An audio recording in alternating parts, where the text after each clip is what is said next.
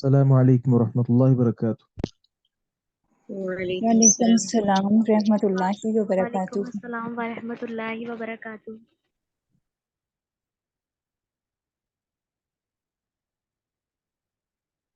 الحمد للہ والصلاة والسلام علی رسول اللہ، اما بعد۔ آج ہم پڑھنے جا رہے ہیں باب حد السرقہ، چوری کی حد کا بیان۔ جو انسان چوری کر لیتا ہے اس پر کیا حد لاگو ہوتی ہے۔ اس میں 3 احادیث ہیں۔ پہلی حدیث مبارکہ عبداللہ ابن عمر رضی اللہ عنہما کی ہے۔ نبی مکرم صلی اللہ علیہ وسلم نے قطع فی مجن قیمته ای ثمنه 3 دراہم، ایک مجن کہتے ہیں ڈھال کو۔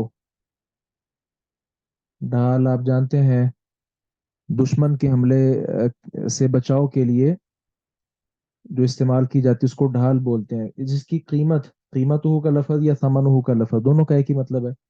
3 دراہم، 3 درہم تھی، تو 3 درہم کے برابر اگر کسی نے کوئی چوری کی ہو تو پھر اس کا ہاتھ کٹے گا، اس سے کم پر نہیں۔ اس سے کم پر تعزیر ہو سکتی ہے، کوئی عام سزا ہو سکتی ہے، لیکن ہاتھ نہیں کٹ سکتا۔ مثال کسی نے کسی کی قلم پینسل جو ہے وہ چوری کر لی، جوتی چوری کر لی وغیرہ وغیرہ، اب اس پر ہاتھ نہیں کٹے گا۔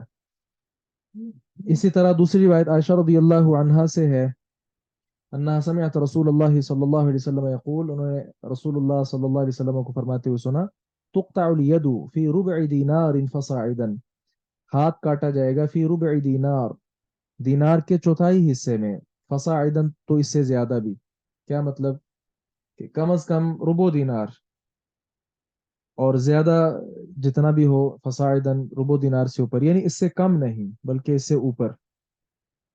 تو اس 2 احادیث سے یہ بات معلوم ہوئی کہ چوری پر جو ہاتھ کٹتا ہے اس کی کم از کم جو مقدار ہے وہ ربع دینار ہے۔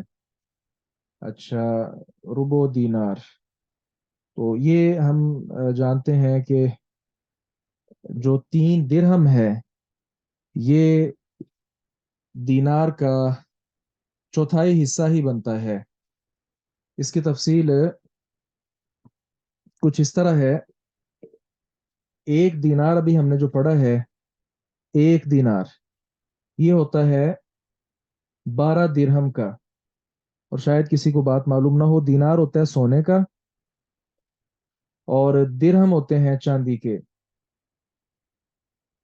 تو گویا 12 درہم بنے تو ایک دینار بنتا ہے، 12 درہم ہو تو ایک دینار ہوتے ہیں، تو 3 4 12، چوتھائی حصہ کتنا آ گیا، ربع جو ہے، ربع کتنا آ گیا، 3 درہم۔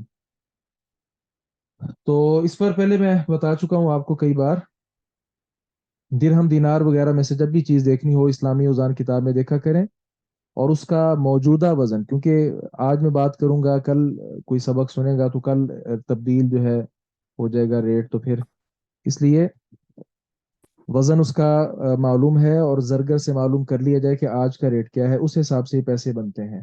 بہرحال اس سے کم پر ہاتھ نہیں کٹے گا، زیادہ اگر اس نے چوری کیا تو پھر اس پر ہاتھ کٹے گا۔ ہم آگے چلتے ہیں۔ تیسری روایت عائشہ رضی اللہ عنہا سے ہے، ان قریشا اہمہم شأن المخزومیہ، قریش جو ہیں ان کو پریشان کر دیا مخزومی عورت نے، التی سرقت، جس نے چوری کی تھی۔ تو فقالو، انہوں نے کہا، من یکلم فیہا رسول اللہ صلی اللہ علیہ وسلم، اس بارے میں رسول اللہ صلی اللہ علیہ وسلم کے ساتھ کون بات کرے گا کہ آپ یا معاف کر دیں یا کوئی فدیہ وغیرہ لے لیں، ہاتھ نہ کاٹیں اس کا، تو اس بارے میں کون بات کرے گا۔ قالوا نے کہا، ومن یجترئ علیہ، آپ پر جرت نہیں کر سکتا، مطلب بات کی ہمت نہیں رکھتا، الا اسامہ بن زید، سوائے اسامہ بن زید کے، حب رسول اللہ صلی اللہ علیہ وسلم، چونکہ اللہ کے رسول صلی اللہ علیہ وسلم کا یہ محبوب ہے۔ فکلمہ اسامہ، تو اسامہ نے آپ سے بات کی، آپ صلی اللہ علیہ وسلم نے فرمایا، اتشفع فی حد من حدود اللہ، اللہ کی حدوں میں سے کسی ایک حد کے بارے مجھ سے سفارش کرنے آگے ہو۔ ثم قام، پھر آپ کھڑے ہوئے، فخطبہ، ایک ہوتا ہے طبا، اس کا مطلب ہوتا ہے آپ نے خطبہ دیا، یہ ہے فخطبہ، تو آپ نے ایک بلیغ، بہت جاندار خطبہ دیا۔ اور اس میں آپ صلی اللہ علیہ وسلم نے فرمایا انما اہلک الذین من قبلکم، ہلاک ہوئے تم سے پہلے لوگ، انہم کانوا اذا سرق فیہم الشریف، جب ان میں کوئی معزز آدمی، پیسے والا آدمی چوری کرتا، تارکوہ تو اس کو وہ چھوڑ دیتے تھے، وَإِذَا سَرَقَ فِيهِمُ الضَّعِيفُ، اور جب ان میں کوئی کمزور آدمی چوری کرتا، اقاموا علیہ الحد، تو اس پر حد لاگو کر دیتے تھے۔ وَأَيْمُ اللَّهِ، اور اللہ کی قسم ہے، لو ان فاطمہ بنت محمد، یہ تو مخزومی قبیلے کی عورت فاطمہ ہے، اگر محمد کی بیٹی فاطمہ بھی چوری کر لیتی صلی اللہ علیہ وسلم، لقطعت یدہا، تو میں اس کا ہاتھ بھی کاٹ دیتا۔ اور ایک لفظ میں الفاظ کیا ہیں، كانت امرأة، وہ عورت جو تھی، تستعیر المتاع، وہ عاریتن لیتی تھی، ادھار لیتی تھی ساز و سامان، زیورات وغیرہ، تو وتجحده، پھر انکار کر دیتی تھی، میں نے تو لیے ہی نہیں ہے جی۔ فامر النبی صلی اللہ علیہ وسلم بقطع یدها، تو نبی مکرم صلی اللہ علیہ وسلم نے پھر اس کے ہاتھ کاٹنے کا حکم دیا۔ تو معلوم ہوا یہ ایک ہی عورت کے بارے دونوں باتیں ہیں۔ تو یہاں اصل یہ ہے کہ حدیث مبارکہ میں ہمیں چوری کا لفظ پڑا ہے، تو صرف کسی کی یہ چیز لے لینا اور پھر کہنا کہ میں نے واپس نہیں کرنی، اس کو چوری نہیں کہا جاتا، بلکہ اس کو خیانت کہا جاتا ہے۔ خیانت کی سزا اور ہے، خیانت پر جو ہے وہ ہاتھ نہیں کٹے گا، کیونکہ یہاں صراحت ہے کہ اس نے چوری کی تھی۔ ممکن ہے پہلے وہ، ٹھیک ہے، حدیث میں آ گیا، ہمارا ایمان ہے کہ وہ لوگوں کے ساتھ ایسا رویہ اختیار کرتی رہی، لیکن چوری کا معاملہ بھی تھا، کیونکہ حدیث کے الفاظ یہاں چوری کے ہیں، اس نے چوری کی تھی، تو ہاتھ کٹنے کا جو تذکرہ ہے وہ چوری پر ہے۔ ایک ہمارا باب مکمل ہوا، کسی کا کوئی اشکال ہو تو وہ پیش کر سکتے ہیں۔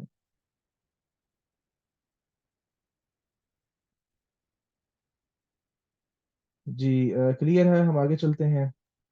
جی الحمدللہ۔ یہ حبیبہ معلوم کرتی ہیں کہ ہاتھ کہاں تک کاٹا جائے گا۔ ہاتھ جو ہے یہ کلائی تک، جس کو آپ ہمارے ہاں سادہ لفظ میں گٹ کہا جاتا ہے، یہاں تک یہ ہاتھ کٹے گا، اور اگر پھر کبھی وہ چوری کر لیتا پھر دوسرا ہاتھ کٹ جائے گا۔ جی باب یہ حد آپ کوہنی الخم، کہہ رہے ہیں؟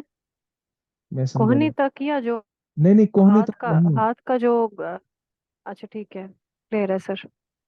کلائی تک۔ جی سر، السلام علیکم ورحمۃ اللہ وبرکاتہ۔ وعلیکم السلام۔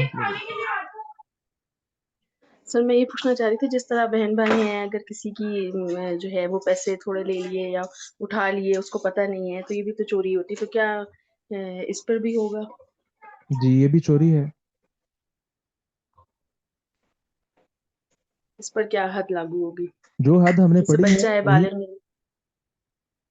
نہیں جو بچے ہیں ان پر تو شریعت کی جو حدود ہیں وہ لاگو نہیں ہوتی، جو نابالغ ہیں ان پر یہ حدود لاگو نہیں کی جائیں گی۔ چلیے ٹھیک۔ ہاں سر جی، اس کے علاوہ سر لیکن میں نے شروع ایک سے جگہ تربیت پڑھا کی تھا، جائے گی۔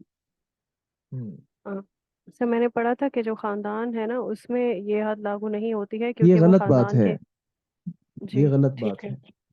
باب حد الخمری، شراب کی حد کا بیان۔ ابھی ہم نے چوری کی حد پڑھی، ابھی شراب کی حد کا یہاں پہ تذکرہ ہے۔ اس میں دو احادیث ہیں، پہلی حدیث مبارکہ انس بن مالک رضی اللہ عنہ سے ہے، نبی مکرم صلی اللہ علیہ وسلم اتي برجل، آپ کے پاس ایک آدمی لایا گیا، قد شرب الخمر، جس نے شراب نوشی کی تھی، فجلده بجریدۃ نحو 40، تو آپ نے اس کو کوڑے لگائے، مارا، بجریدہ، جریدہ کہتے ہیں کھجور کی جو ٹہنی ہوتی ہے اس پر لفظ بولا جاتا ہے، ویسے یہاں جریدہ ہے، جبکہ یہ صحیح بخاری مسلم کی حدیث ہے، وہاں تسنیہ کا لفظ ہے، جریدہ تین کا۔ دو چھڑیاں تھیں، ان دونوں کے ساتھ آپ نے مارا، نحو 40، کوئی 40 کے قریب آپ نے اس کو وہ چھڑیاں لگائی ہوں گی۔ کہتے ہیں وفعلہ ابو بکر، ابو بکر نے بھی ایسا ہی کیا، یعنی ابو بکر رضی اللہ عنہ کے دور میں بھی ایسا ہی تھا۔ فلما كان عمر، جب عمر رضی اللہ عنہ کا دور تھا، استشار الناس، انہوں نے لوگوں کے ساتھ مشورہ کیا، فقال عبد الرحمن بن عوف، تو عبد الرحمن بن عوف نے کہا، اخف الحدود 80، کم از کم جو حد ہے نا وہ 80 ہے۔ فامر به عمر، تو عمر رضی اللہ عنہ نے پھر اس کا حکم دے دیا. تو ان کے دور میں پھر 80 چھڑیاں لگتی تھیں ایسے آدمی کو.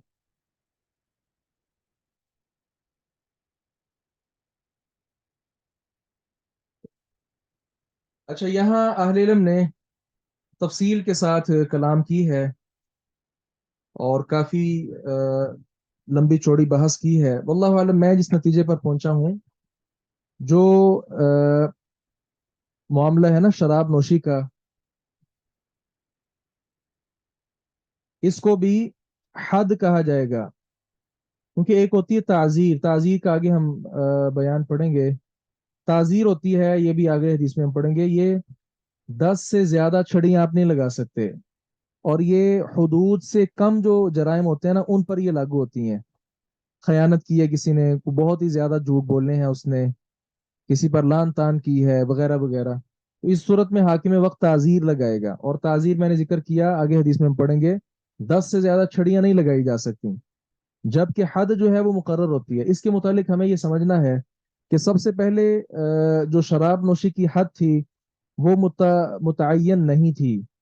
تو پہلی بار جب ایسا ہوا تو نبی علیہ السلام کے پاس کیس آیا تو آپ نے کہا اس کو مارو. کچھ لوگوں نے جوتیوں کے ساتھ مارا، کچھ نے کپڑے کا وہ بنا کر نا، وہ جس طرح بچے کھیلتے ہیں، اس کو کیا کہتے ہیں، وہ بنا کر مارا. اور کچھ نے جو ہے وہ چھڑیوں کے ساتھ مارا، تو مکوں کے ساتھ مارا وغیرہ وغیرہ. اب اس میں کوئی حد نہیں تھی. اب ظاہر ہے اس میں گنتی تو نہیں تھی کہ اتنے مکے مارے جائیں گے اور اتنی بار جو ہے نا وہ چھڑی کے ساتھ مارا جائے گا وغیرہ وغیرہ. ایسا تو کچھ بھی نہیں تھا، گویا پہلے پہلے متعین نہیں تھی. بعد میں ایسا ہوا کہ پھر نبی مکرم صلی اللہ علیہ وسلم نے 40 تک کی حد لگوائی ہے. اور اس کے بعد ابو بکر رضی اللہ عنہ کے دور میں بھی یہی معاملہ چلتا رہا. جبکہ عمر رضی اللہ عنہ کا جب دور آیا، اس وقت اصل میں صورتحال کچھ مختلف بن گئی تھی. وہ صورتحال مختلف کیسے بنی؟ وہ اس کی صورت یہ ہے، یہ آپ کو سارا جو ہے نا صحیح بخاری سے انشاءاللہ مل جائے گا. کتاب الحدود آپ صحیح بخاری سے نکالیں گے نا، وہاں آغاز میں ساری روایتیں تفصیل کے ساتھ آپ کو مل جائیں گی. وہاں اس بات کا تذکرہ ہے کہ عمر رضی اللہ عنہ کا جب دور تھا تو اس میں انہوں نے آغاز میں فجلد 40 کے الفاظ ہیں کہ انہوں نے بھی 40 چھڑیاں ہی لگائی تھیں. حتی اذا عتوا وفسقوا جلد 80، یہاں تک کہ جب لوگ حد سے تجاوز کر گئے، زیادہ ہی نافرمانی انہوں نے شروع کر دی، شراب نوشی زیادہ ہی عام ہو گئی، تو پھر انہوں نے 80 چھڑیاں جو ہیں وہ ایسے آدمی کو لگائی تھیں. اور اس کی بھی بعض شارحین نے اس بات کو لکھا ہے کہ اصل میں عمر رضی اللہ عنہ کے دور میں چونکہ فتوحات کا سلسلہ کافی بڑھ گیا ہوا تھا، تو اس صورت میں کچھ ایسے علاقے بھی شامل ہو چکے تھے کہ جن میں شراب نوشی زیادہ پائی جاتی تھی.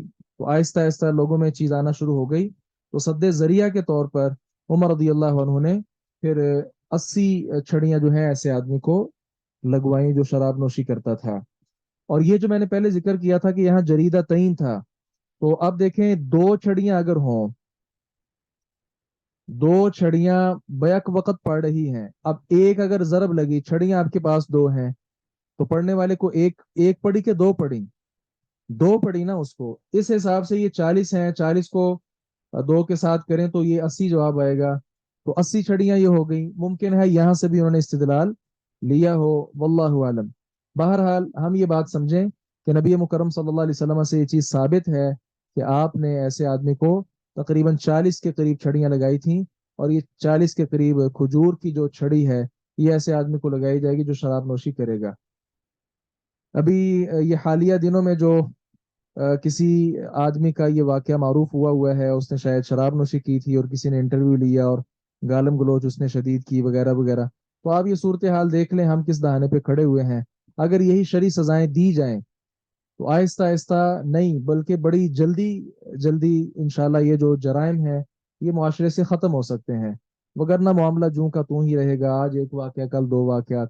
اللہ تعالیٰ رحمت فرمائے. دوسری روایت ابو بردہ ہانی بن نیار بلوی رضی اللہ عنہ کی ہے. رسول اللہ صلی اللہ علیہ وسلم نے سنا، آپ نے فرمایا لا یجلدو، نہیں مارا جائے گا، فوق 10 اصوات، 10 کوڑوں سے اوپر، الا فی حد من حدود اللہ، مگر اللہ تعالیٰ کی حدوں میں سے. اب شراب ہم نے ذکر کیا، اللہ تعالیٰ کی حد ہے. اسی طرح چوری آپ نے پڑھا، اللہ تعالیٰ کی حد ہے. تو یہ حدود متعین ہے. تو اس سے حدود سے کم جو عام جرائم ہیں، جس طرح میں نے ذکر کیا، کوئی لان تان کرتا ہے، گالم گلوچ شدید کرتا ہے، یا اور اس کے اندر کوئی ایسی چیزیں پائی جاتی ہیں، تو حاکم وقت ایسے آدمی کو 10 کوڑے لگا سکتا ہے. 10 سے زیادہ کی اجازت آپ نے دی، اس کو تعزیر کہتے ہیں.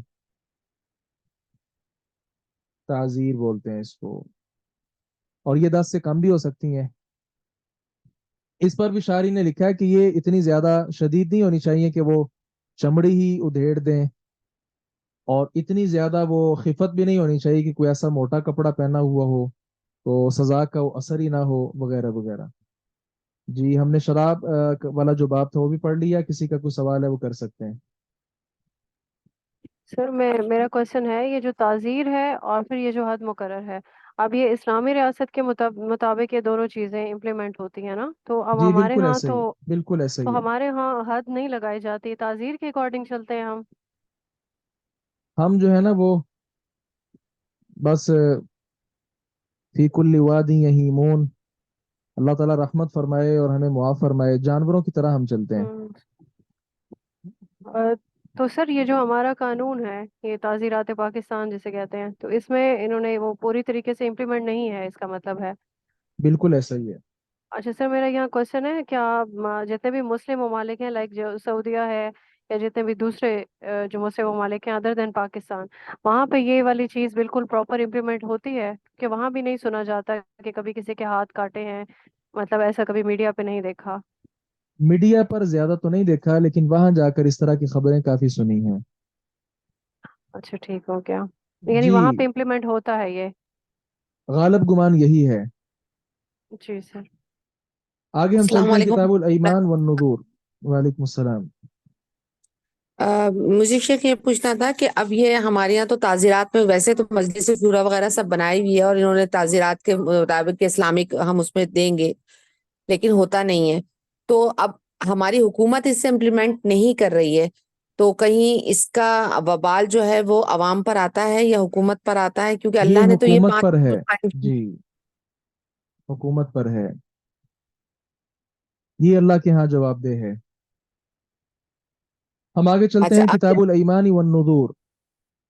ایمان یمین کی جمع ہے، قسموں کا بیان، والنذور نظر کی جمع ہے، نظروں کا بیان. اس میں ہم قسموں اور نظروں کے حوالے سے بیان پڑھیں گے. سب سے پہلی روایت ہے عبد الرحمن بن سمرہ کی رضی اللہ عنہ. انہوں نے کہا رسول اللہ صلی اللہ علیہ وسلم نے فرمایا، یا عبد الرحمن ابن سمرہ، عبد الرحمن بن سمرہ، لا تسأل الامارہ، امارت کا سوال مت کرنا. امارت، امیر بننے کا، عہدے کا، منصب کا، وغیرہ وغیرہ، اس طرح کا سوال نہ کرنا. فإنك إن أعطيتها، کیونکہ اگر تو پھر یہ دے بھی دیا گیا نا، عن مسألة وکلت الیہا، تو یہ پھر تم اسی کے سپرد کر دیے جاؤ گے. اگر تم سوال کر کے یہ لو، تمہیں دے بھی دی جائے، تو تم پھر اسی کے سپرد کر دیے جاؤ گے. کیا مطلب؟ کہ اللہ سبحانہ و تعالیٰ کی جو مدد ہے وہ پھر تمہارے شامل حال نہیں رہے گی، کیونکہ تم عہدہ خود مانگ رہے تھے. وَإِنْ أُعْطِيتَهَا عن غیر مسئلۃ، اور اگر آپ کو بغیر سوال کے یہ عہدہ دے دیا گیا، منصب دے دیا گیا، اعنت علیہا، پھر اللہ تعالیٰ کی طرف سے تم اس پر مدد کیے جاؤ گے. وَإِذَا حَلَفْتَ عَلَى يَمِينٍ، اور جب تم کسی قسم کو اٹھاؤ، فرأيت غيرها خيرا منها، پھر آپ اس کے علاوہ دیکھو کہ وہ اس میں بہتری ہے، فكفر عن يمينك، تو اپنی قسم کا کفارہ دے دینا، وأت الذي هو خير، اور وہ کام کر لینا جو بہتر ہو. تو حدیث مبارکہ اپنے مفہوم میں بالکل واضح ہے. آپ نے فرمایا عہدہ مت مانگنا. اور یہاں اصل جو بات ہم پڑھ رہے ہیں وہ کیا ہے، کہ جب آپ قسم اٹھائیں، ایسی قسم کہ اس کے مقابل پھر آپ دیکھیں کہ خیر اس میں نہیں ہے، خیر کسی اور کام میں ہے، تو پھر آپ کو اپنی قسم کا کفارہ دے دینا چاہیے اور بہتر کام جو ہے وہ کر لینا چاہیے. اصل تو یہ ہے کہ قسموں کی حفاظت کی جائے، لیکن جب قسم کے علاوہ دوسری صورت ہمیں زیادہ بہتر معلوم ہو رہی ہو، پھر اس کو اختیار کر لیا جائے گا اور قسم کو توڑ دیا جائے گا اور اس کا کفارہ دے دیا جائے گا. دوسری روایت ہے ابو موسیٰ رضی اللہ عنہ کی. انہوں نے کہا رسول اللہ صلی اللہ علیہ وسلم نے فرمایا، انی واللہ انشاء اللہ لا احلف علی یمین، آپ نے فرمایا کہ میں اللہ کی قسم کسی قسم کو نہیں اٹھاتا ہوں، فارا غیرہا، کہ میں اس کے علاوہ دیکھوں، خیرا منہا، کہ وہ اس سے زیادہ بہتر ہے، الا اتیت الذی هو خیر، مگر میں اس عمل کو آتا ہوں جو زیادہ بہتر ہوتا ہے، वतहल्ललतुहा, और मैं उस कसम का कफारा दे देता हूँ, उसको तोड़ देता हूँ। तो ये बात भी पिछली बात के मुआफिक ही है। तीसरी रिवायत है उमर इब्न खत्ताब रदी अल्लाह अन्हु से, उन्होंने कहा रसूलुल्लाह सल्लल्लाहु अलैहि वसल्लम ने फरमाया, इन्नल्लाह यनहाकुम, अल्लाह ताला तुमको मना करता है, अन तहलिफू बि आबाइकुम, कि तुम हम अपने आबा की कस्में उठाओ। और मुस्लिम के अल्फाज क्या हैं कि फमन कान हालिफन, जो कसम उठाने वाला हो, फलियहलिफ बिल्लाहि औ लियस्मुत, तो वो अल्लाह के नाम की कसम उठाए या फिर वो खामोश ही रहे। तो एक और रिवायत के अल्फाज क्या, उमर रदी अल्लाह ने कहा, फवल्लाहि, अल्लाह की कसम है, मा हलफ्तु बिहा, मैंने इसके साथ कसम नहीं उठाई। किसके साथ? ये अबा के नाम के साथ। जब से मैंने रसूलुल्लाह सल्लल्लाहु अलैहि वसल्लम से सुना कि आप इससे रोकते थे, जाकिरन, खुद भी ऐसा मैंने नहीं किया, वला आसिरन, और ना किसी का वाकया नकल करते हुए इस तरह के अल्फाज मैंने बोले हैं, यानी हाकियन, हिकायत बयान करते हुए, अन गैरी, अपने अलावा से, अन्नहु हलफ बिहा, कि उसने ऐसे की कसम उठाई। क्या मतलब? मैं खुद भी अपने बाप दादा की कसम नहीं उठाता, और अगर किसी ने अपने बाप दादा की कसम उठाई थी तो मैं उसका किस्सा बयान करते हुए भी इस बात का तज़किरा तक नहीं करता, क्योंकि मैंने रसूलुल्लाह सल्लल्लाहु अलैहि वसल्लम से सुना है कि अपने आबा अजदाद की कसम मत उठाओ, कसम उठानी है तो अल्लाह के नाम की उठाओ, वगरना खामोश रहो। इस तीसरी रिवायत से मालूम हुआ कि कसम जो उठाना चाहता है वो अल्लाह के नाम की कसम उठाएगा, क्योंकि कसम उस चीज की उठाई जाती है जिसके अंदर अजमत पाई जाती है, और अल्लाह रब्बुल इज़्ज़त में अजमत सबसे ज्यादा पाई जाती है, उसके अलावा किसी में अजमत नहीं है, लिहाजा और किसी की कसम उठाना मना है। चौथी रिवायत इसमें अबू हुरैरा रज़ियल्लाहु अन्हु की है। नबी मुकर्रम सल्लल्लाहु अलैहि वसल्लम ने फरमाया, सुलेमान बिन दाऊद अलैहिस्सलाम ने कहा, ला तूफन्न लैला, आज रात में चक्कर लगाऊंगा जरूर, अला 70 इमराअ, 70 औरतों पर, 70 औरतों के पास आज मैं चक्कर लगाऊंगा, तलिदु कुल्लु इम्राअतिन मिनहुन्ना गुलामन, उनमें से हर औरत बच्चा जनेगी, युकातिलु फी सबीलिल्लाहि, जो अल्लाह के रास्ते में जिहाद करेगा। ला अतूफन्न लैला, तो इस पर उनसे कहा गया, कुल इंशाअल्लाह, इंशाअल्लाह कह लो। फलम यकुल, लेकिन वो ना कह सके। फताफ बिहिन्ना, तो उन्होंने उन पर चक्कर लगाया। फलम तलिद मिनहुन्ना इल्ला इम्राअतुन वाहिदा, तो उनके यहाँ बच्चा पैदा नहीं हुआ मगर एक औरत के पास, सिर्फ एक औरत के पास बच्चा पैदा हुआ।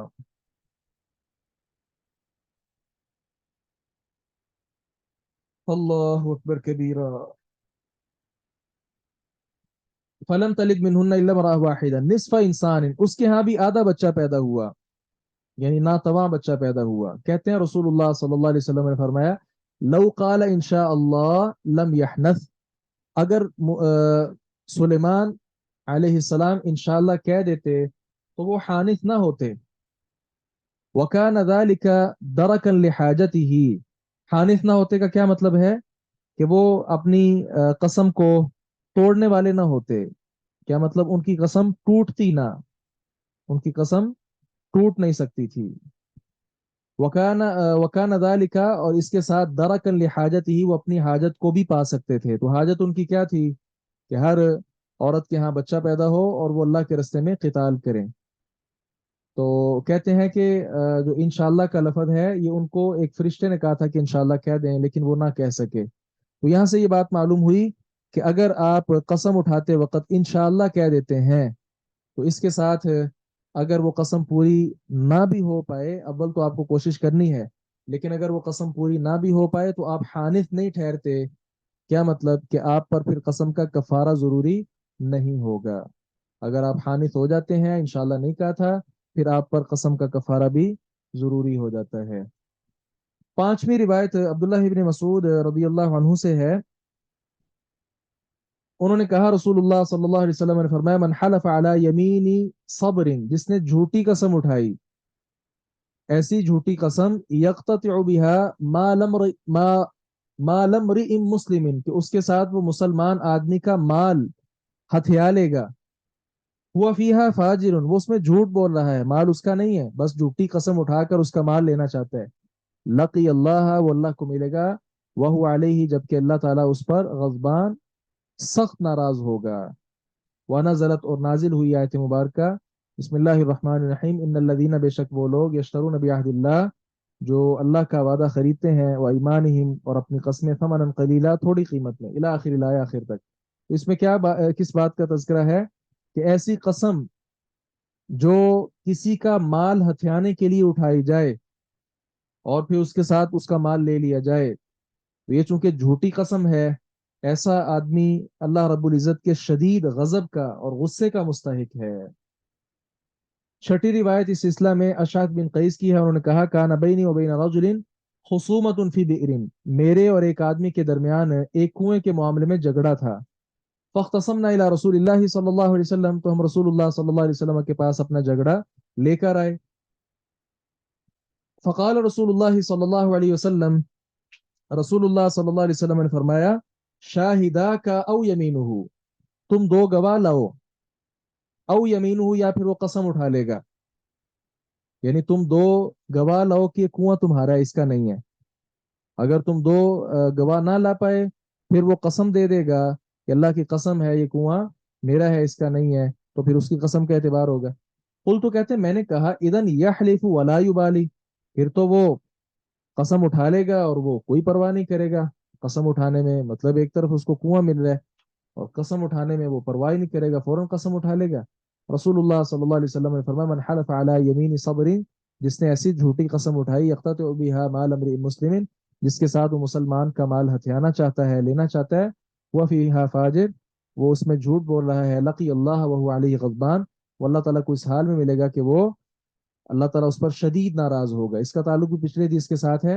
اضافی بات یہاں یہ ہے کہ ایسا معاملہ جو ہوتا ہے نا، اس میں پھر دو گواہ مدعی لے کر آتا ہے، الدلیل علی المدعی، گواہ لانا، دلیل پیش کرنا، یہ دعویٰ کرنے والے پر ہوتا ہے۔ اور جو آدمی والیمین علی من انکر کما قال، اور قسم اس پر ہوگی جو انکار کر رہا ہے۔ تو یہ ایک اصول بھی ہے کہ آپ میں سے دو لوگوں کا آپس میں معاملہ تھا، تو جو آدمی بات کر رہا ہے، دعویٰ کر رہا ہے، اس پر لازم ہے کہ وہ دو گواہ پیش کرے، اور جس کے خلاف بات کی جا رہی ہے، دعویٰ کیا جا رہا ہے، وہ اپنا آپ بچانے کے لیے قسم دے گا کہ معاملہ ایسے نہیں ایسے ہے، تو پھر اس کا اعتبار ہوگا قسم کا۔ وگرنہ گواہوں کی صورت میں گواہ اگر گواہی دے دیتے ہیں اور وہ قسم نہیں اٹھاتا، تو پھر اس کے خلاف دعویٰ جو دائر کیا گیا ہے اس کے مطابق پھر فیصلہ ہو جائے گا۔ اس سلسلہ میں ساتویں روایت جو ہے وہ ثابت بن ضحاک انصاری رضی اللہ عنہ سے ہے کہ انہوں نے رسول اللہ صلی اللہ علیہ وسلم سے درخت کے نیچے بیعت بھی کی تھی، اور رسول اللہ صلی اللہ علیہ وسلم نے کیا فرمایا من حلف علی یمین، جس نے کوئی ایسی قسم اٹھائی بملت غیر الاسلام، اسلام کے علاوہ کسی اور دین کی، اسلام کے علاوہ کسی اور دین کی اس نے قسم اٹھائی، تو کاذباً، جھوٹ بولتے ہوئے، متعمدن، جان بوجھ کر، فہو کما قال، تو وہ ایسے ہی جیسے اس نے کہا۔ مثال کے طور پہ کوئی قسم اٹھائے کہ واللہ العظیم میرا اسلام کے ساتھ کوئی تعلق نہیں، میں تو یہودی ہوں، میں تو عیسائی ہوں، وغیرہ وغیرہ، تو اس کا اعتبار ہوگا۔ ومن قتل نفسه بشیء، اور جس نے کسی چیز کے ساتھ اپنے آپ کو قتل کر دیا، عذب به یوم القیامہ، اسی چیز کے ساتھ اس کو قیامت والے دن عذاب دیا جائے گا، یہ ہم پہلے پڑھ چکے ہیں بات۔ ولیس علی رجل نذر، اور کسی آدمی پر نظر نہیں ہے، فیما، اس بارے میں، لا یملک، جس کا وہ مالک ہی نہیں ہے۔ مثال کے طور پر وہ کہتا ہے کہ فلاں نامی جو غلام ہے نا، وہ میں آزاد کروں گا، اب وہ غلام اس کا اپنا ہے ہی نہیں، تو آزاد کیسے کرے گا؟ اس لیے جس چیز کا آدمی مالک ہی نہیں ہے تو اس کی نظر بھی وہ نہیں مان سکتا۔ ہاں یہاں اہل علم کا آگے اختلاف ضرور ہے کہ اگر اس نے ایسا کیا ہے تو پھر وہ نظر کا کفارہ دے گا کہ نہیں۔ اس میں زیادہ قوی بات یہ ہے کہ وہ نظر کا کفارہ نہیں دے گا، کیونکہ ایسی ویسی نظر کا کوئی اعتبار بھی نہیں ہے۔ اسی طرح آگے ایک روایت میں الفاظ ہیں وَلَعْنُ الْمُؤْمِنِ كَقَتْلِهِ، اور مسلمان پر، مومن پر لعنت کرنا، کسی مومن کو کہنا کہ تم پر لعنت ہو، کا قتل ہی، اس کو قتل کرنے کے مترادف ہی ہے۔ اللہ اکبر کبیرہ۔ ہمارے ہاں پاکستان میں لعنت جو ہے یہ تھوک کے حساب سے چلتی ہے، ویسے غریب ملک ہے، ایک جگہ لکھا ہوا تھا کہ ملک غریب ہے، لیکن لان تان جب کرتے ہیں نا تو یہ لاکھ کے حساب سے کرتے ہیں، لاکھ سے کم لعنت بھی نہیں بھیجتے لوگ۔ آپ معاملہ دیکھ لیں، کا قتل ہی، مومن کو قتل کر دینے کے مترادف ہی ہے اس پر لعنت کرنا۔ اسی طرح ایک روایت میں الفاظ من ادعا دعویٰ کاذبہ، جس نے کچھ جھوٹا دعویٰ کیا، لیتکفر بها، تاکہ اس کے ساتھ زیادہ مال بٹور لے گا، لم یزدہ اللہ بها الا قلہ، اللہ تعالیٰ اس کو قلت کے اندر ہی بڑھائے گا، اس کو اضافہ نہیں ہو سکتا۔ کسی طرح کا بھی یہ دعویٰ ہو سکتا ہے جھوٹ بول کر اپنا مال زیادہ کرنے کے لیے.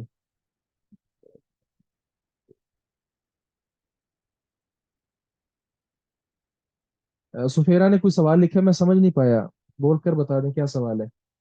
جی، یہ الایمان جو ہے وہ ہمارا مکمل ہوا. آگے ہے باب النذری. الایمان سے متعلقہ کسی کا کوئی سوال ہے وہ کر سکتے ہیں. سر اس نے سوال کیا ہے کہ یہ جو مزاروں پر نظر مانی جاتی ہے تو اس کے بارے میں کیا حکم ہے؟ اچھا، مزاروں پر جو نظر مانی جاتی ہے، ظاہر ہے جی پہلی بات تو یہ مزار بنانا ہی صحیح نہیں. یہ مزار بنانا ہی صحیح نہیں. اور دوسری بات یہ ہے کہ جب یہ ایک شرک کا اڈا آپ نے کھولا ہے، اس پر جو جو کام ہو رہے ہیں وہ سارے شرک کے زمرے میں ہی آئیں گے، وہ تو بالکل غلط ہیں. سر میرا ایک سوال ہے، پہلی جو حدیث تھی اس میں آپ نے بتایا کہ اپنے آپ کو عہدہ مانگنے والا جو ہے مطلب یہ اس کے لیے ٹھیک نہیں ہے، اللہ کی طرف سے بھلائی اس کی طرف نہیں ہوگی، رحمت نہیں ہوگی، ٹھیک ہے. تو جو ہمارے ہاں یہ ووٹنگ سسٹم ہوتا ہے اور جو ملک چلانے کے لیے اپنے آپ کو نامینیٹ کرتے ہیں، یہ بھی تو عہدہ مانگنے کے مترادف ہوتا ہے نا؟ کیونکہ اب وہ والی خلافت تو نہیں ہے کہ عہدہ مسلمان مانگنے خود سے. کے مترادف نہیں، یہ عہدہ مانگنا ہی ہے جو کہ صحیح نہیں نہیں، ہے. میں یہی پوچھ رہی ہوں کہ وہ ہاں عہدہ جی، نہیں مانگنے کے صحیح ہے. مترادف ہے. اچھا. اسلام میں جمہوریت ہے ہی نہیں، اسلام میں شورا کا نظام ہے.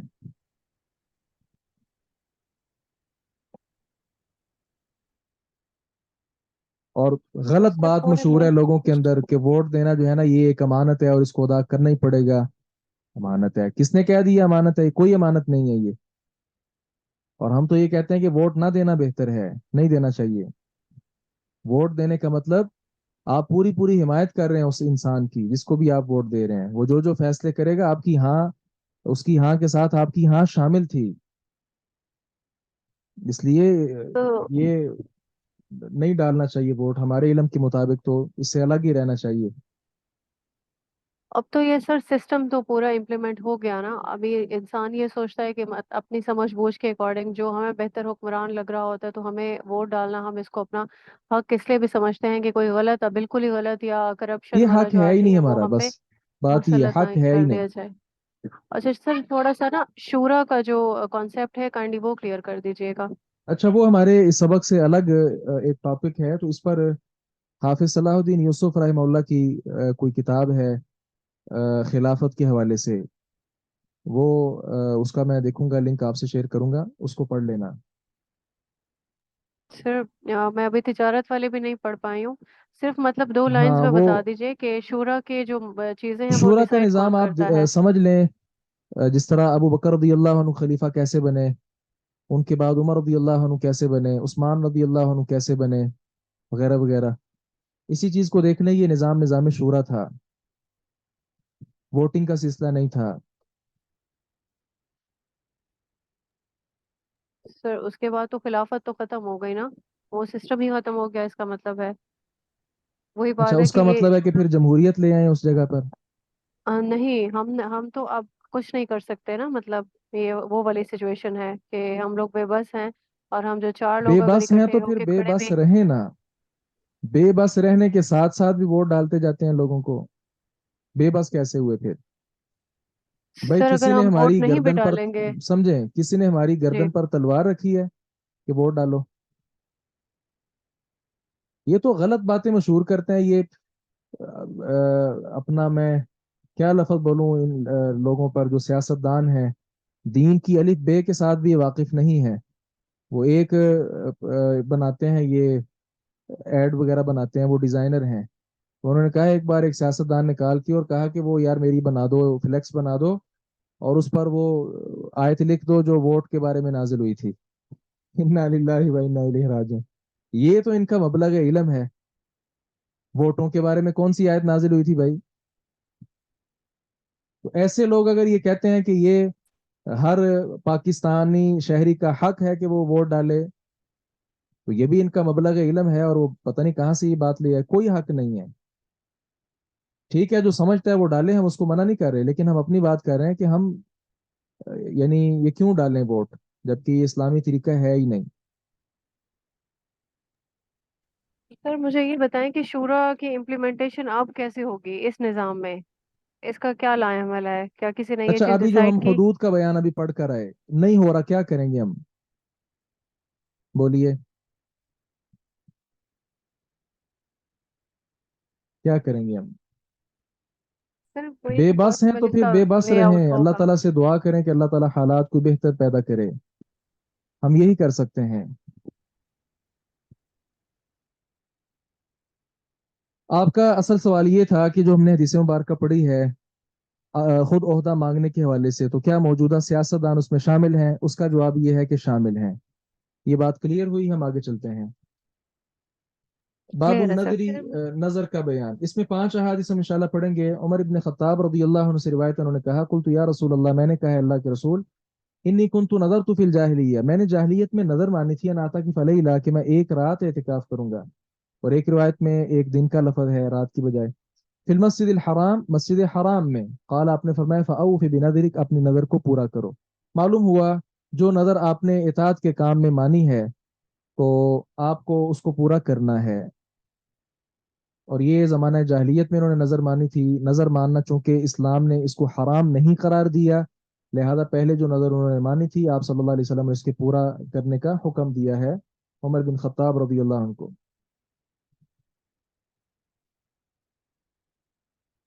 یہ محمد منان نے لکھا ہے شیخ انا احبک فی اللہ احبک اللہ الذی احببتنی فی۔ عبداللہ ابن عمر رضی اللہ عنہما سے روایت ہے نبی مکرم صلی اللہ علیہ وسلم نے انہو نہا عن النذری، آپ نے نظر سے منع کیا، وقال، اور آپ نے کہا۔ اچھا یہ حمیرہ مجھ سے ناراض ہی نہ ہو جائیں، خفا نہ ہو جائیں، بات پتہ کیا ہے اس معاملے میں؟ اس معاملے میں بات یہ ہے کہ ہم پابند ہیں اسلام پر عمل کرنے کے۔ اگر حالات ایسے ویسے ہوتے ہیں تو اسلام ہمیں یہ نہیں کہتا کہ تم اسلام کو چھوڑ کر کوئی اور رستہ اختیار کرنا شروع کر دو۔ باقی جو آپ نے بات کی ہے کہ 2 طرح کے حکمران آ رہے ہیں، ایک حکمران اچھا ہے اور دوسرا زیادہ ہی برا ہے، تو اچھے کو ووٹ ڈالنا کہ چلو اچھائی جو ہے وہ غالب رہے وغیرہ وغیرہ، اس پر بھی سارے اہل علم متفق نہیں ہیں۔ یہ کچھ اہل علم کی رائے ہے کہ ایسا ہونا چاہیے، کچھ اہل علم کی، زیادہ تر اہل علم اس کے قائل نہیں ہیں۔ اور ایک میں نام یہاں حذف کر دیتا ہوں، وہ فوت ہو گئے ہیں، عالم دین تھے بہت بڑے۔ اس وقت یہ موجودہ جو سیاسی پارٹیاں ہیں اس میں سے کوئی ایک سیاسی پارٹی دوسری سے کچھ بہتر تھی، تو مولانا نے کیا کیا، اپنے چاہنے والوں کو کہا یار اس کو ووٹ ڈالو۔ ویسے تو وہ جمہوری نظام کو اسلامی نظام نہیں سمجھتے تھے، لیکن یہی جو یہ آپ کی سسٹر حمیرہ بات کر رہی ہیں، اسی تناظر میں انہوں نے کہا کہ چلیں اس کو ووٹ ڈال دیتے ہیں۔ اچھا اب ہوا یہ کہ چند دن بعد ان کا کوئی اہم بندہ فوت ہو گیا۔ اب ظاہر ہے یہ لوگ نماز کہاں پڑھتے ہیں، اللہ ماشاء اللہ جو پڑھتے ہیں بھائی وہ تو اللہ تعالیٰ کے ہاں مقرب ہیں، ان پر ہم بات کیوں کریں، لیکن وہ ایسی میت ہوگی کہ جو نماز نہیں پڑھتا رہا ہوگا۔ اب اس کی میت اٹھا کر وہ جو سیاسی پارٹی تھی، وہ جو عالم دین کی، ان کی مسجد میں لے آئے کہ اس کا جنازہ پڑھا دیں۔ شیخ نے کہا اس میت کو اٹھا لو یہاں سے، میں نے جنازہ نہیں اس کا پڑھانا، یہ ہمارا دین کا معاملہ ہے، آپ کے ساتھ ہم نے یہاں ملکی طور پر ایک آپ کے ساتھ کیا کہ آپ کو ووٹ ڈال دیا چلیں، لیکن اب اس کا کیا مطلب ہے کہ آپ یعنی ہمیں اپنا بنا لے گے اور ہم ساری باتیں آپ کی ماننا شروع کر دیں گے؟ اس کو اٹھا لو، لے جاؤ، میں بے نماز کا نماز جنازہ نہیں پڑھاتا ہوں، لے جاؤ یہاں سے۔ تو اس بات سے ذکر کرنے کا مقصد کہ ہم میں سے بعض اہل علم اس چیز کے قائل ہیں، لہذا کلی طور پر میں سب کی نفی نہیں کر رہا کہ سب کے ہاں یہ ناجائز ہے، نہیں، کچھ اہل علم ہیں جو اس خاص تناظر میں کہ ایک حکمران برا ہے دوسرا اچھا ہے تو چلو اچھے کو دے دو ووٹ تاکہ، لیکن ہمیں یہ نظر نہیں آتا کون اچھا ہے اور کون برا ہے۔ شاید اتنی بصیرت ہم میں نہیں ہے یا کیا وجہ ہے، یہ سارے یہ ایک جیسے ہی ہیں، ایک سے بڑھ کر ایک ہیں۔ اللہ تعالیٰ اصل میں یہ جو حکمران ہیں یہ ہم ہی میں سے اوپر آتے ہیں، تو ہم میں سے جب ہر آدمی اپنی اپنی اصلاح کی کوشش کرے گا تو انہی میں سے اوپر حکمران آئے گا، تو چونکہ وہ اپنی اصلاح کی کوشش کر چکا ہوگا وہ اچھا انسان ہوگا۔ بہرحال یہ ایک طویل بحث ہے، ہم اس طرف نہیں جانا چاہتے، تھوڑی سی بات ہوگی بس خلاص۔ جی ہم آگے چلتے ہیں۔ عبداللہ ابن عمر رضی اللہ عنہ نبی مکرم صلی اللہ علیہ وسلم سے بیان کرتے ہیں کہ آپ نے نظر سے منع کیا اور کہا کہ ان النظر، جو نظر ہوتی ہے، لا یاتی بخیر، یہ خیر کوئی نہیں لے کے آتی، انما یستخرج به من البخیل، کنجوس آدمی سے پیسے نکال لیے جاتے ہیں، اتنا ہی ہوتا ہے نظر کے ساتھ۔ مثال کے طور پہ کوئی آدمی کہتا ہے کہ میں اگر اما پارا مثال کے طور پہ حفظ کر لوں گا تو میں ایک بکرا وہ اللہ کی راہ میں دوں گا۔ अच्छा, अब एक पारा जो अम्मा पारा इसने बोला था मैं हिफज कर लूं तो मैं दूंगा, इसके साथ फायदा क्या हुआ? कोई फायदा नहीं हुआ, कुछ भी नहीं फायदा हुआ। फायदा क्या हुआ कि उसकी जेब से पैसे निकल आए। आम खर्च नहीं करता था, तो चले इस तनाजुर में उससे पैसे निकल आए। रही बात अम्मा पारा हिफज की, तो वो तो तकदीर में लिखा हुआ था कि इसने कर लेना है, वो नजर ना भी मानता तो उसने वो कर लेना था। बहरहाल इससे मालूम हुआ कि नजर मानना कोई बहुत अच्छा काम नहीं है, लेकिन शरीयत ने इसको नाजायज भी करार नहीं दिया है। अब्दुल्ला जुल्फकार लिखते हैं, अस्सलाम वालेकुम वरहमतुल्लाहि वबरकातुहू। वालेकुम अस्सलाम वरहमतुल्लाहि वबरकातुहू। उक़बा बिन आमिर रदियल्लाहु अन्हु की रिवायत है, उन्होंने कहा, नदरत उख्ती अन तमशिया इला बैतिल्लाहिल हराम, मेरी बहन ने नजर मानी थी कि वो मस्जिद हराम की तरफ जाएगी, हाफियतन, पैदल, नंगे पाँव। हाफिया, नंगे पाँव। अल्लाहु अकबर कबीरा। फ़अमरतनी अन अस्तफ्तिया लहा रसूलुल्लाह सल्लल्लाहु अलैहि वसल्लम, उन्होंने मुझे हुक्म दिया कि मैं रसूलुल्लाह सल्लल्लाहु अलैहि वसल्लम से इस बारे में फतवा मांगूं। फस्तफ्तैतुहु, तो मैंने आपसे फतवा मांगा। आपने कहा, लितमशी वल तरकब, वो चले और सवार भी हो। क्या मतलब? नजर को तोड़ दे, ये नजर नहीं सही, ये मुश्किल है। बहरहाल अफवन, नजर मानी जा सकती है, नजर को आपने गलत नहीं कहा, लेकिन सुनन नसाई वगैरह की रिवायत को मद्देनजर रखें। 38-15 नंबर पर ये रिवायत है सुनन नसाई से, इस हवाले से आप देख सकते हैं। तो आप सल्लल्लाहु अलैहि वसल्लम ने फरमाया था कि वो चलें भी और सवार भी हों, और वल तसुम सलासत अय्याम, और 3 दिन के रोजे रख लें, मतलब कसम का, नजर का जो कफारा है वो भी अदा कर दें। तो ऐसी नजर जिससे इंसान आजिज आ जाए। अब चलना इनके लिए मुश्किल था, क्योंकि दीगर रिवायत से मालूम होता है कि ये खातून जो थी, उक़बा बिन आमिर की बहन, ये भारी भरकम थी, यानी मोटापे का शिकार थी, और साथ ही साथ ये बहुत ज्यादा कुव्वत में भी नहीं थी। तो इसलिए आप सल्लल्लाहु अलैहि वसल्लम ने कहा, क्योंकि अपनी जान पर जुल्म करना भी जायज नहीं है। चौथी रिवायत इस सिलसिला में है, अब्दुल्ला इब्न अब्बास रदियल्लाहु अन्हुमा की, उन्होंने कहा, इस्तफ्ता साद बिन उबादा, साद बिन उबादा रदियल्लाहु अन्हु ने रसूलुल्लाह सल्लल्लाहु अलैहि वसल्लम से पूछा, फतवा मांगा, फी नदरिन, नजर में, कान अला अम्मी, जो उनकी वालिदा पर थी, उनकी वालिदा ने नजर मानी हुई थी, लेकिन तूफियत कबल अन तक़दियहु, उस नजर को पूरा करने से पहले पहले वो फौत हो गई। तो रसूलुल्लाह सल्लल्लाहु अलैहि वसल्लम ने फरमाया, फ़क़दिही अन्हा, उनकी तरफ से उसको पूरा कर दो। तो यहाँ से मालूम हुआ कि अगर किसी आदमी ने नजर मानी है और वो फौत हो चुका है, तो अगर उसका माल इतना पड़ा हुआ है कि उसमें से उसकी नजर पूरी की जा सकती है, तो फिर तो जरूर करनी चाहिए। और अगर माल नहीं है, तो फिर उसके वरसा को चाहिए कि अलग से अपनी मैयत के साथ वो एहसान करें और अपने माल में से उसकी नजर को पूरा कर दें। तो फौतशुदा आदमी की नजर उसको भी पूरा करना चाहिए। जी, 4 अहादीस होगी इस जिमन में नजर के हवाले से। पांचवी रिवायत यहाँ का बिन मालिक रजी अल्लाह अन्हु की है। उन्होंने कहा, या रसूल अल्लाह, इन मिन तौबती, मेरी तौबा में से एक ये भी था, अन अनखली मिन माली, कि मैं अपने माल में से कुछ दूंगा। तो इस सूरत में जब उन्होंने ये कहा, तो सदक़तन इलल्लाह, अल्लाह ताला के लिए सदका करते हुए, व इला रसूली, तो रसूलुल्लाह सल्लल्लाहु अलैहि वसल्लम ने फरमाया था, अमसिक अलैका बअद मालिक, अपना कुछ माल अपने पास रख लो, फहुवा खैरुल लक, ये आपके लिए बेहतर है। तो यहाँ से मालूम हुआ कि कोई आदमी जो है अल्लाह तबारक व तआला की राह में इसलिए दे कि अल्लाह ताला मुझे माफ कर दे और मेरी तौबा को कबूल कर ले। ये आप जानते हैं ना, काब बिन मालिक उन लोगों में से थे, वाल सलासा अल्लज़ीना खुल्लिफू वाली जो आयत मुबारक है उसमें शामिल थे। तो आप सल्लल्लाहु अलैहि वसल्लम से फिर उन्होंने इस बात का तज़किरा किया, तो आपने फरमाया कि कुछ माल अपने पास रख लो, ये आपके लिए बेहतर है। यहाँ से मालूम हुआ कि नज़र जब आदमी माने, तो उसमें सारा माल ही देने की नज़र ना मान ले, बल्कि अपने पास भी माल रखे, ताकि वो, जाहिर है उसने ज़िंदगी बसर करनी है। जी, नज़र वाला हमारा बाब भी मुकम्मल हो गया। नज़र के हवाले से किसी का कोई सवाल हो वो कर सकते हैं।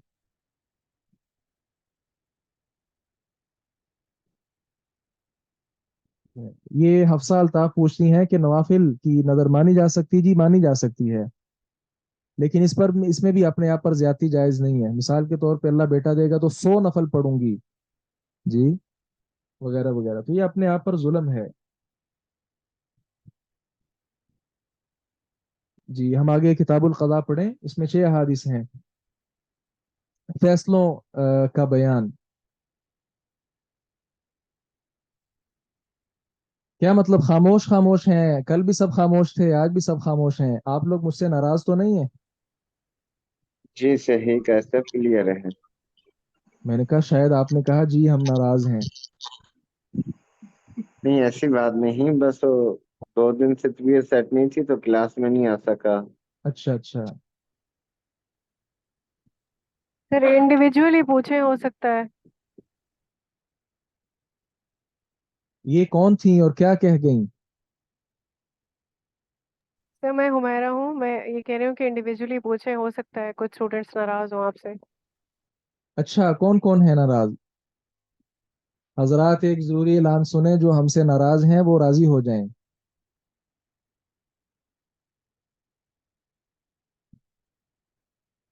अल्लाह अकबर कबीरा।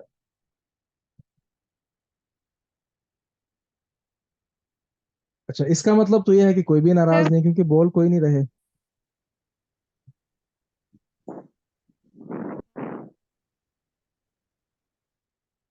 ये फातिमा है, कोई उनका मैसेज आया कि मैं, तो आप किस वजह से नाराज हैं जी हमसे? और अगर नाराज हैं तो इसको खत्म कर लें।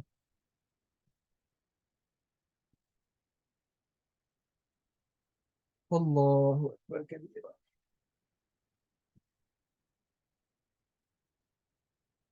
जहां जो बात समझ ना आए, आप मुझे रोक कर वो बात मालूम कर सकते हैं। सर असल मुझे में, क्वेश्चन पूछना था। जी असल में टाइम काफी आपका ज्यादा हो गया ना इस कोर्स में, तो मैं देख रहा था कि हम अहादीस जरा जल्दी जल्दी पढ़ लें, और सबक के मुताल्लिक का ही कोई सवाल हो तो वो करें, ये ज्यादा बेहतर है, क्योंकि इसके अलावा जो सवालात हैं वो आप ग्रुप में भी कर सकते हैं। जी।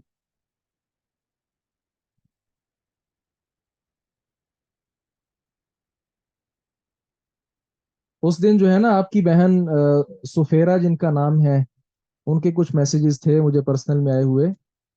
वो शायद उन्होंने महसूस किया कि मैं उनके साथ नाराज हूं, जब वो आखिरी सवाल उन्होंने किया था रज़ात कबीर के हवाले से। तो वो अगर मैंने कोई इस अंदाज के साथ जवाब दिया तो वो, मैं उससे मादरत खा हूँ। और ये सबके सामने चूंकि जवाब था, और सबके सामने ही मैं मादरत खा हूँ। मेरा कोई ऐसा वैसा मकसूद नहीं था। असल बात ये होती है कि सवाल का जवाब देने का एक ये अंदाज भी होता है कि जहां से चोर दरवाजा खुलने का अंदेशा हो, वहां जवाब देने वाले को थोड़ी सख्ती करनी चाहिए, और शरई मसला जो है उसको शद्दो मद के साथ बयान करना चाहिए, ताकि कोई वहां से कोई और रास्ता इख्तियार ना कर ले।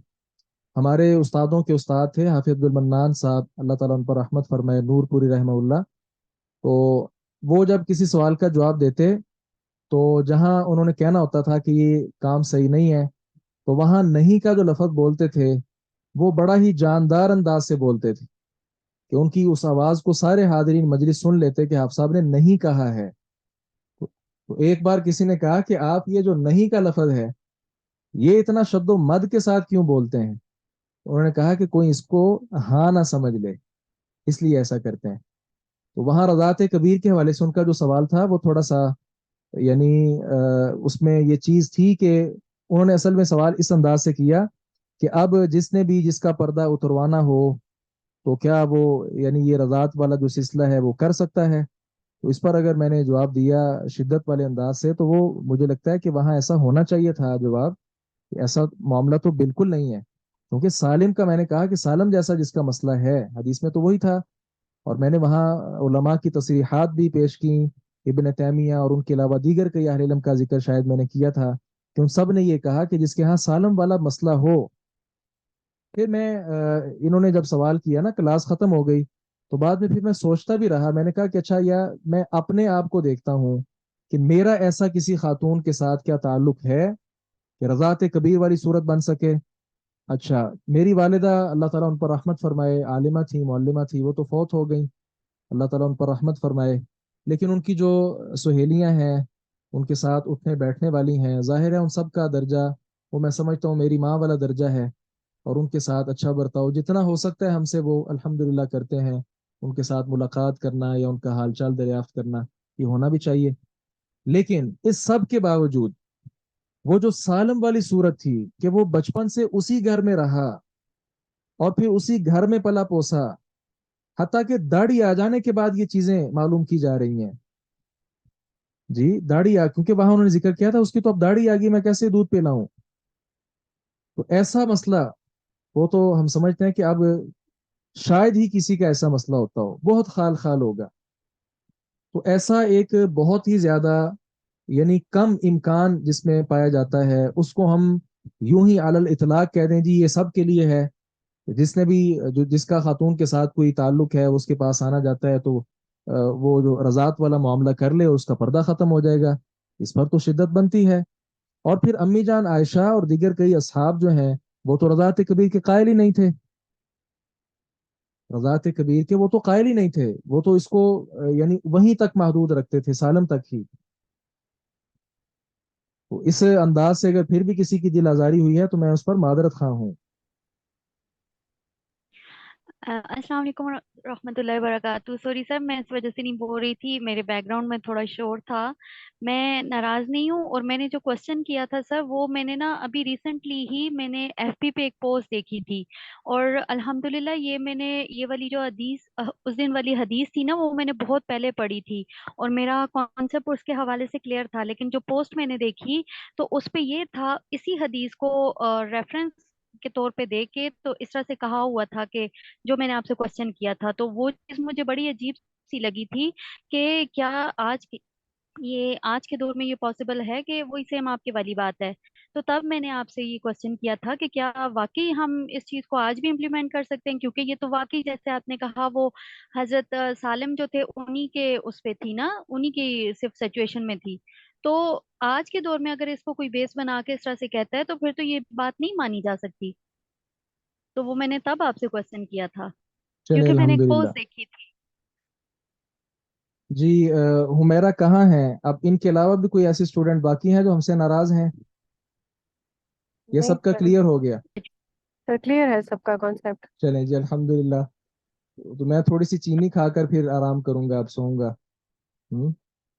یہ سب مجھ سے راضی ہیں الحمدللہ. ہم آگے پڑھ لیتے ہیں 6 احادیث. کتاب القضاء، فیصلوں کے بارے میں یہ کتاب ہے، آپ فیصلہ کیسے کریں گے. عائشہ رضی اللہ عنہا بیان کرتی ہیں رسول اللہ صلی اللہ علیہ وسلم نے فرمایا. اچھا بھئی آپ سب کے لیے یہ رخصت ہے، میں ابھی پڑھتا جا رہا ہوں، جس کا جہاں جو اشکال ہو جو پڑھا جا رہا ہے اس کے متعلق آپ پوچھ سکتے ہیں روک کر. من احدث فی امرنا ھذا، جس نے ہمارے کام میں کوئی نئی بات ایجاد کی، ما لیس منہ، جو اس سے نہیں تھی، ہماری شریعت سے نہیں تھی، فہو رد، تو اس بات کو رد کر دیا جائے گا. جس نے اسلام میں کوئی ایسی چیز ایجاد کی جو اسلام سے نہیں تھی تو اس کو رد کر دیا جائے گا. اور ایک لفظ میں ہے من عامل عملا، جس نے کوئی ایسا کام کیا لیس علیہ امرنا، جس پر ہمارا حکم نہیں تھا، فہو رد، تو وہ مردود ہے.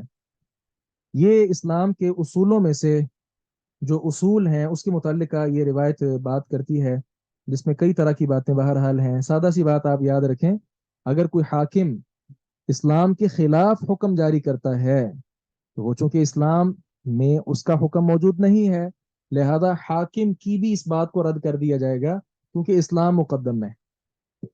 اس میں ہم ایک بات یہاں بس یاد رکھ لیتے ہیں. آگے دوسری روایت عائشہ رضی اللہ عنہا سے ہے، انہوں نے کہا دخلت ہند بنت عتبہ امرأة ابی سفیان، ابو سفیان رضی اللہ عنہ کی بیوی ہند بنت عتبہ یہ آئی رسول اللہ صلی اللہ علیہ وسلم کی خدمت میں اور کہنے لگی یا رسول اللہ ان ابا سفیان رجل شحیح، ابو سفیان ایک کنجوس آدمی ہے، لا یعطینی من النفقہ، وہ مجھے نفقہ نہیں دیتے، پیسے نہیں دیتے، ما یکفینی، جو مجھے کفایت کر جائے، ویکفی بنیہ، اور میری اولاد کو کفایت کر جائے، الا ما اخذت من ماله بغیر علمه، الا یہ کہ میں ان کے مال سے ان کی اجازت کے، ان کے علم کے بغیر ہی لے لوں. اگر ان کے علم کے بغیر ہی ان کے مال میں سے کچھ پیسے میں لے لوں تو پھر ہمارا گزارا ہو سکتا ہے. فہل علی فی ذلک من جناح، تو کیا اس معاملے میں مجھ پر کوئی گناہ ہے. رسول اللہ صلی اللہ علیہ وسلم نے فرمایا خودی من مالہ بالمعروف، معروف طریقے کے ساتھ اس کے مال میں سے لے لو. ما یکفی کی، جو تجھے کفایت کر جائے، ویکفی بنیک، اور تمہارے بچوں کو کفایت کر جائے. تو معلوم ہوا آپ صلی اللہ علیہ وسلم نے یہ فیصلہ فرمایا معروف طریقے کے ساتھ، کہ معروف طریقے کے ساتھ آپ اس کے مال سے لے سکتی ہو. اور یہاں سے اور کئی باتیں یہاں سے ثابت ہوئیں، جس میں ایک یہ بھی بات ہے کہ عورت اپنے خامند کا کوئی عیب جو ہے وہ حاکم کے پاس، عالم کے پاس بیان کر سکتی ہے کوئی شرعی مسئلہ معلوم کرنے کے لیے. اللہ اکبر کبیرہ. اور ساتھ یہ بات بھی یہاں لازم ہے، ضروری ہے بتانا کہ گھر کا جو خرچ ہے یہ عورت پر نہیں ہے کہ وہ بیچاری کماتی رہے، جاب کرتی رہے. یہ مرد کی ذمہ داری ہے کہ وہ گھر میں ساری ضروریات پوری کرے. ہاں اگر کوئی خاتون اپنے طور پر ہی کام کر رہی ہے تو وہ ایک الگ بات ہے، لیکن ذمہ داری یہ مرد کی ہے. اس کی اجازت کے بغیر پیسے اس سے لیے جا سکتے ہیں. اور آج کل بھی یہ صورت کئی گھرانوں میں ایسا معاملہ ہوتا ہے. ان سب کے لیے بھی یہی حکم ہے جو ابھی ہم نے اس حدیث مبارکہ میں پڑھا ہے. تو یہاں معروف طریقے کا ہے، یعنی وہ بہت زیادہ مال نہ لے لے جو ضرورت سے زائد ہو، ایسا نہیں اس کو کرنا چاہیے، بلکہ ضرورت کے تحت وہ پیسے لے سکتی ہے. تیسری روایت ام سلمہ رضی اللہ عنہا سے ہے کہ رسول اللہ صلی اللہ علیہ وسلم سمع، آپ نے سنا، جلبۃ خصم، جھگڑنے والوں کی آوازوں کو، بباب حجرت ہی، اپنے حجرے کے دروازے پر. فخرج الیہم فقال، تو آپ ان کی طرف تشریف لائے اور کہا، الا انما انا بشر مثلکم، سنو میں تمہارے جیسا ہی ایک انسان ہوں.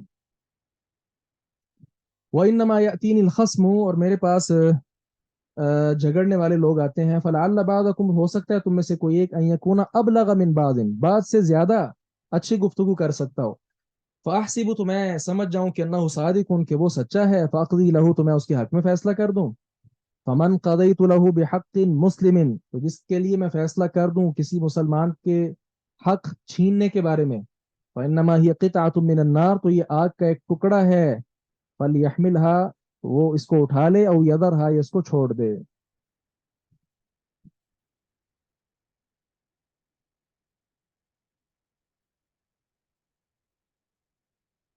یہ سفیرہ نے لکھا ہے کہ ہسبینڈ کو بتائے بغیر لے سکتی ہے. جی اسی کا ہم نے تذکرہ پڑھا نا.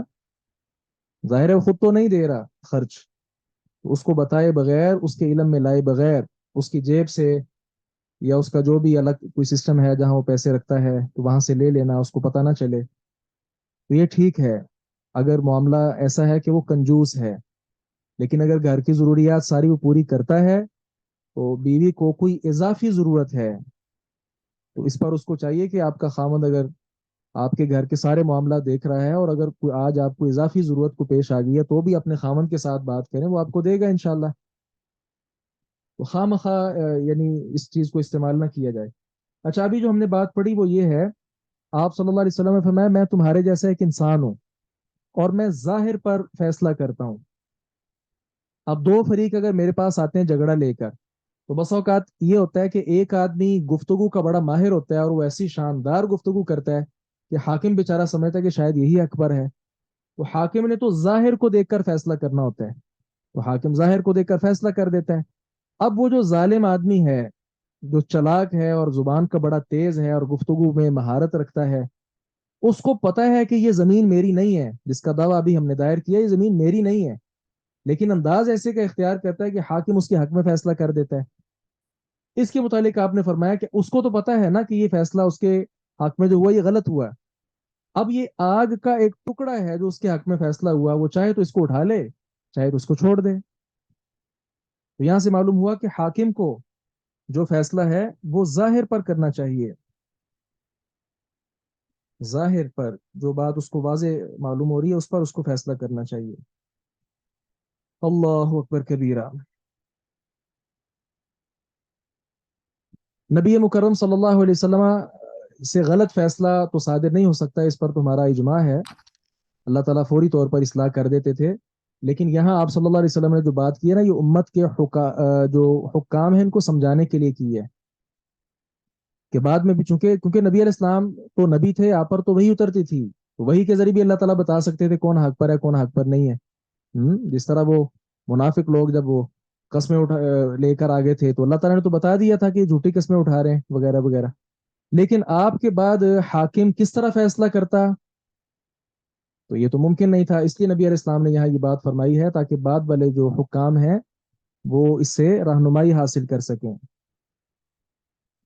السلام علیکم شیخ، میرا ایک سوال تھا. وعلیکم السلام ورحمۃ اللہ وبرکاتہ.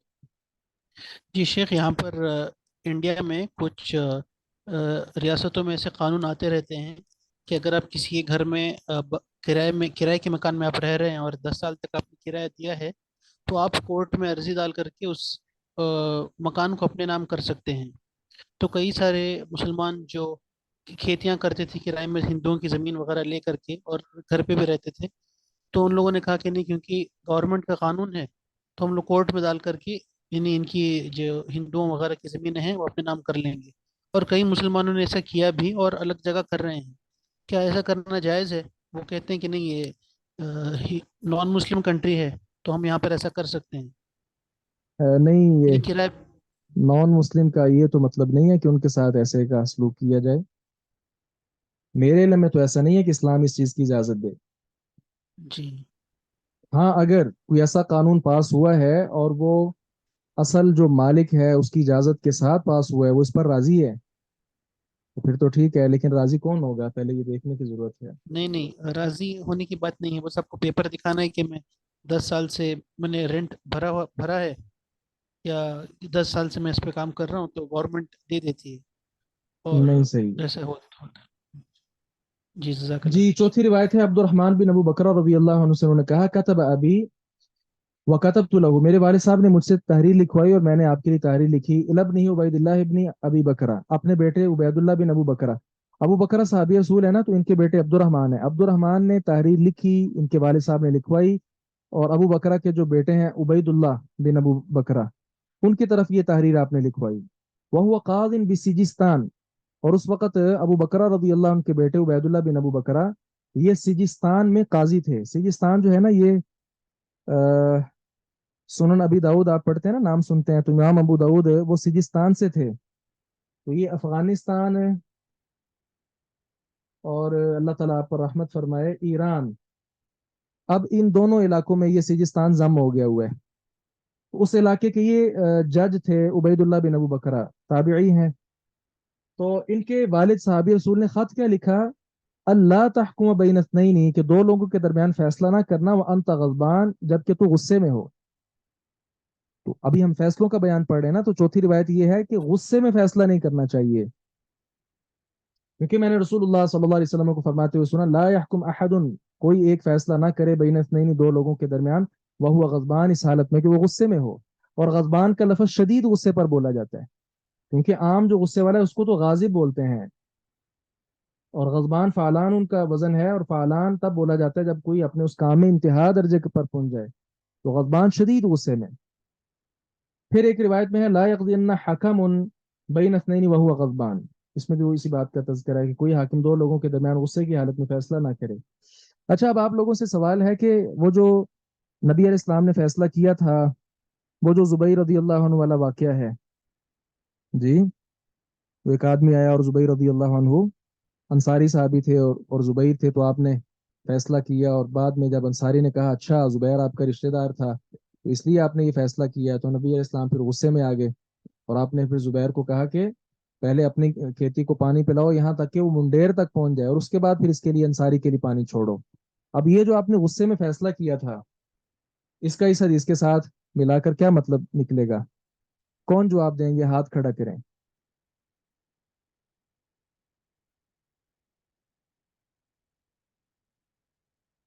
اللہ اکبر کبیرہ۔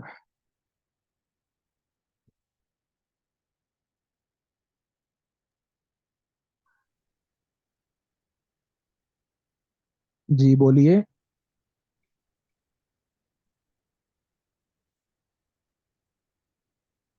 جی، وہاں بات یہ ہے کہ زبیر رضی اللہ عنہ والا جو فیصلہ تھا نا، وہ نبی علیہ السلام نے غصے سے پہلے کیا تھا، یا آپ نے فیصلہ غصے سے پہلے ہی کیا تھا،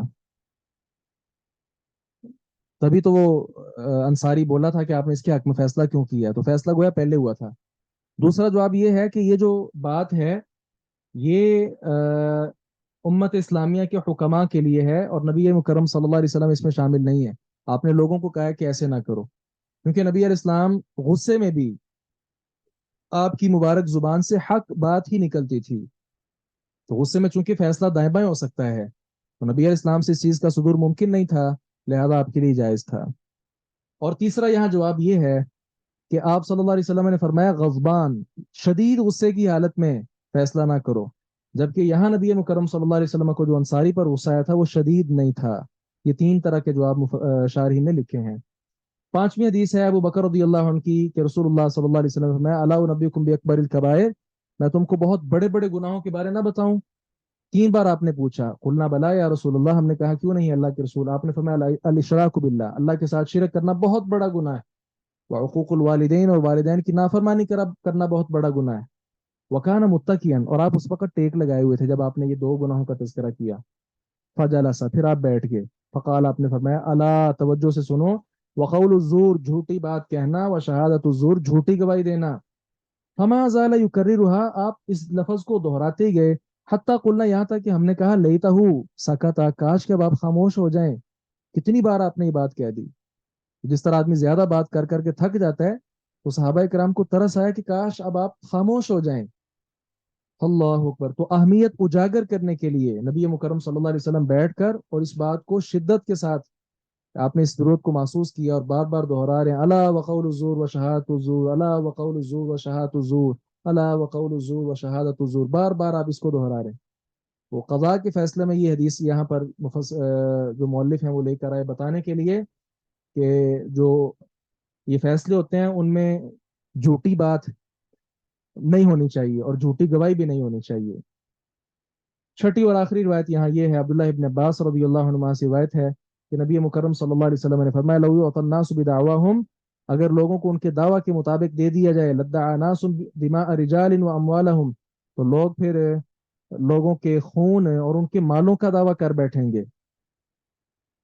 اگر لوگوں کو ان کے دعووں کے ساتھ، مثلا کوئی آدمی آ کر کہتا ہے حاکم وقت کو کہ فلاں جو مکان ہے نا وہ میرا ہے، دعویٰ اس نے کیا، اگر ایسا ہو تو پھر تو لوگوں کے خون اور لوگوں کے جو مال ہیں یہ محفوظ ہی نہیں رہیں گے. وہ کہہ دیتا کہ اس نے میرے بیٹے کو قتل کیا ہے. پھر آپ صلی اللہ علیہ وسلم نے فرمایا ولیکن الیمین علی المدعا علیہ، لیکن یمین، قسم جو ہے مدعا علیہ پر ہے. کیا مطلب؟ ایک آدمی ہے، اس نے کہا کہ فلاں مکان وہ میرا ہے. اب اس نے دعویٰ کیا، اس پر 2 گواہ پیش کرنا کیا ہے؟ ضروری ہے، جس طرح پہلے ہم پڑھ چکے. اب جو مدعا علیہ ہے، جس کے خلاف دعویٰ کیا گیا، جو مکان میں بیٹھا ہوا ہے، اب یہ نہیں کہ یہ لے کر آئے تو وہ اس کو مکان مل جائے گا، نہیں، مدعا علیہ قسم اٹھائے گا اور کہے گا اللہ کی قسم ہے کہ یہ جس مکان میں میں رہتا ہوں یہ میرا مکان ہے، اس کا نہیں ہے. تو جب وہ قسم اٹھائے گا تو وہ بری ہو جائے گا اور اس مکان کے اندر ہی وہ رہے گا. تو گویا اس کو حق دیا گیا مدعا علیہ کو شریعت میں، کہ یہ نہیں جیسے جو مرضی منہ اٹھائے دعویٰ کر دیا کسی کے خلاف اور اس کی جائیداد پر قبضہ کر لے، نہیں، بلکہ اس پر بھی آپ صلی اللہ علیہ وسلم نے یمین، قسم رکھی ہے کہ وہ قسم دے کر اپنے اس کیس سے چھٹکارا حاصل کر سکتا ہے. تو یہ قضاء کا باب ہم نے پڑھ لیا. اس کے بعد آگے کتاب الاطعمہ ہے، شروع کر لیں. تو یہ سر کل نہ کریں، جی کل سر کریں گے انشاءاللہ. نہیں، 2 طرح کی آواز آ رہی، ایک ایک کر کے بولیں. سر کل کر لیں گے انشاءاللہ. چلیں جی، ماشاء اللہ، ٹھیک ہے، انشاءاللہ کل کر لیں گے. جی کسی نے کوئی بات کرنی ہو کر سکتے ہیں. اللہ اکبر کبیرہ.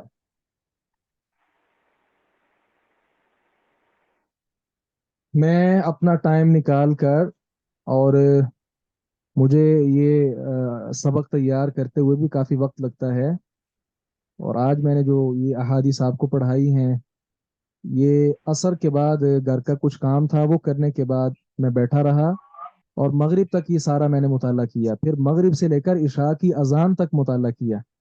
اتنا وقت دے کر یہ سارا جو ہے نا میں اس کو تیار کرتا ہوں اور پھر آپ کی مجلس میں نبی مکرم صلی اللہ علیہ وسلم کے فرامین آپ تک پہنچانے کی اپنی پوری کوشش کرتا ہوں اور ایک ایک بات کو واضح کرنے کی کوشش کرتا ہوں، کوئی اشکال چیز باقی نہ رہ جائے.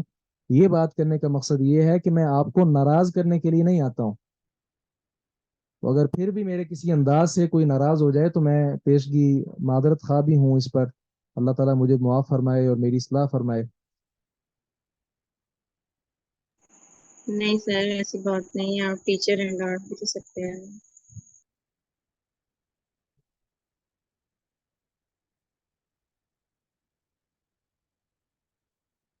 اللہ تعالیٰ آپ سب سے راضی ہو جائے، آپ کو جزائے خیر دے. یہ آپ کا آمین. بھی اپنا تعلق باللہ की एक ये बैन दलील है कि आप भी अपना बहुत ज़्यादा वक्त निकाल कर अहादीस पढ़ने के लिए आते हैं। तो अल्लाह ताला ये पढ़ना पढ़ाना अपनी बारगाह में कबूल फरमाए। सुब्हानक अल्लाहुम्मा बिहम्दिका अशहदु अल्ला इलाहा इल्ला अंत अस्तगफिरुका व अतूबु इलैक। अस्सलामु अलैकुम व रहमतुल्लाहि व बरकातुहू। वालेकुम अस्सलाम व रहमतुल्लाहि व अस्सलाम बरकातुहू। वालेकुम।